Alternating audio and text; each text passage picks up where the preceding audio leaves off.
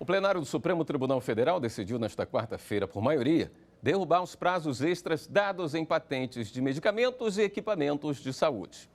Depois de considerar inconstitucional a regra que permitia estender prazo de patentes por causa da demora do Instituto Nacional de Propriedade Industrial em analisar os pedidos, os ministros tinham que decidir se isso valia apenas para os novos pedidos ou para patentes já em vigor. Prevaleceu a tese do relator, o ministro Dias Toffoli. Por 8 votos a 3, vencidos os ministros Edson Fachin, Rosa Weber e Marco Aurélio, o plenário do Supremo acabou com os prazos extras concedidos para patentes de medicamentos e equipamentos de saúde, mas o relator estabeleceu algumas regras. As patentes relacionadas à área da saúde não podem durar mais do que 20 anos. Aquelas que já tiverem passado esse prazo perdem a validade automaticamente.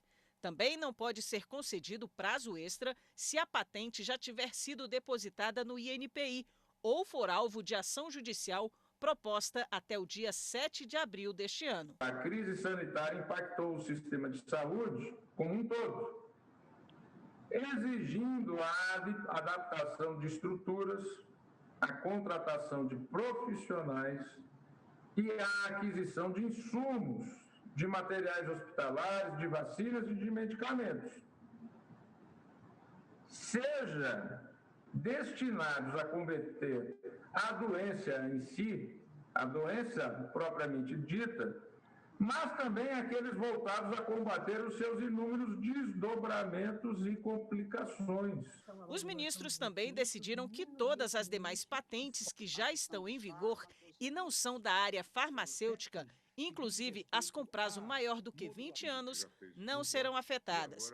De acordo com o INPI, são 27.213 patentes que se enquadram nessa situação, o que representa 88,79% do total das patentes em vigor com prazo maior do que 20 anos. Quem também acompanhou a sessão de hoje foi a consultora jurídica Karina Zucolotto, que fala sobre outro processo retomado na tarde de hoje. Oi, Karina, boa noite. O que você traz para a gente? Olá, William. Boa noite para você, a todos que nos assistem. Então, na segunda parte da sessão plenária desta quarta-feira, os ministros deram início ao julgamento de um recurso apresentado pela União, em que ele pede também a modulação dos efeitos de uma decisão proferida pelo Supremo em 15 de março de 2017, quando então o Supremo definiu que o ICMS deve ser excluído da base de cálculo de duas contribuições, o PIS e a COFINS.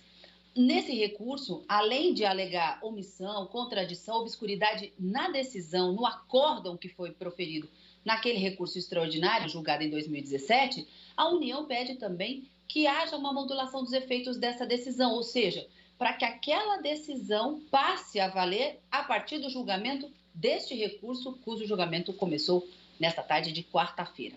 A única a votar até agora é a ministra Carmen Lúcia, relatora tanto do RE como desse recurso, o chamado embargo de declaração.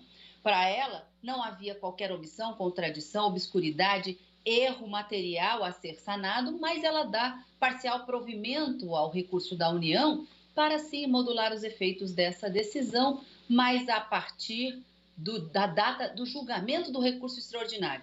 Ou seja, declara-se a inconstitucionalidade da inserção desse ICMS na base de cálculo do PIS e da COFINS a partir da data do julgamento, 15 de março de 2017, ressalvadas ações que já haviam sido propostas até essa data.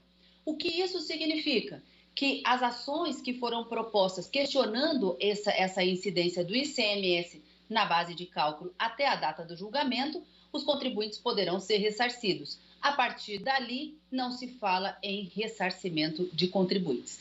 Esse foi apenas o voto da ministra Carmen Lúcia, dando parcial provimento, como eu disse, na modulação dos efeitos. Para que haja esse marco temporal a partir do momento em que essa decisão do Supremo passa a valer, é preciso que 8 ministros se manifestem no mesmo sentido. É possível que esse julgamento seja retomado amanhã para que os demais ministros possam, então, se manifestar pela procedência ou não, concordando ou não com a relatora ministra Carmen Lúcia. Vamos acompanhar aqui no plenário, juntinhos na TV Justiça, não é, William?